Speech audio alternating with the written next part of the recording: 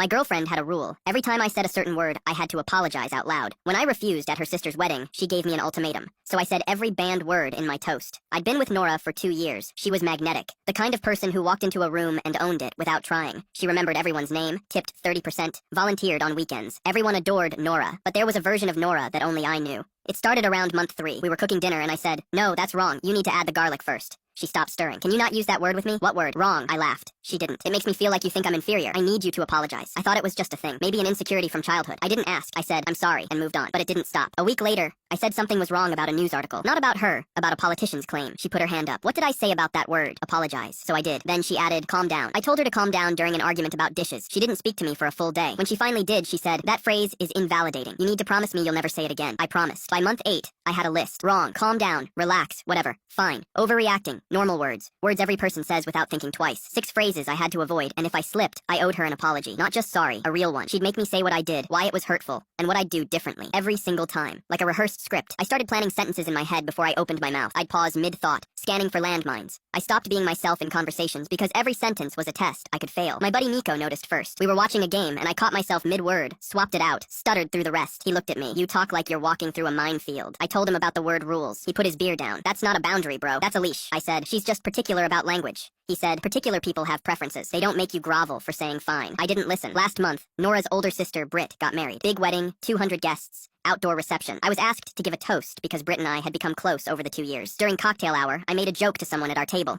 I said, "Whatever works for them, right?" Nora leaned in immediately. "Apologize." I said, "Not here." She grabbed my wrist under the tablecloth. "You know the rules. Apologize now." Her voice was low, but her grip wasn't. Something in me shifted. Not loud, not dramatic, just a quiet wire that had been pulled tight for 2 years, finally snapping clean. "No." Her eyes went wide. "If you don't apologize right now, we're done." I looked at her. "Hold that thought." I stood up. It was time for my toast. I picked up the mic, and I said this. "Britt and Graham, congratulations. I want to say something about love. Real love lets you say the wrong thing sometimes." I looked at Nora. "It lets you say calm down without being punished for it. It lets you say whatever, fine, relax, without owing someone a scripted apology every time. Real love doesn't come with a list of banned words. It doesn't make you rehearse sentences in your head before you speak. It doesn't grab your wrist under a table. Real love makes you bigger. It doesn't train you to be smaller. So Britt, Graham, talk to each other. Say the wrong thing. Say every word in the dictionary. And never apologize for being human." I raised my glass. The room clapped. 200 people stood up. Nora didn't. She pushed back her chair and walked out before the applause ended. After the toast, Britt pulled me aside. Her eyes were wet. "That wasn't just about us, was it?" I didn't answer. She said, "She did the same thing to her last boyfriend. He wasn't allowed to say no to her. Different words. Same cage. Their mom was sitting 2 tables away. She never looked at Nora's empty chair. Nobody followed Nora out. I stayed for the rest of the wedding. Danced with Britt's friends. Ate 2 plates of cake. Nora had texted me 14 times by midnight. "You humiliated me at my own sister's wedding. You owe me the biggest apology of your life. I'll never forgive you for this. You need to apologize or I'll never speak to you again." I typed one word back. "Whatever." Then I blocked her number.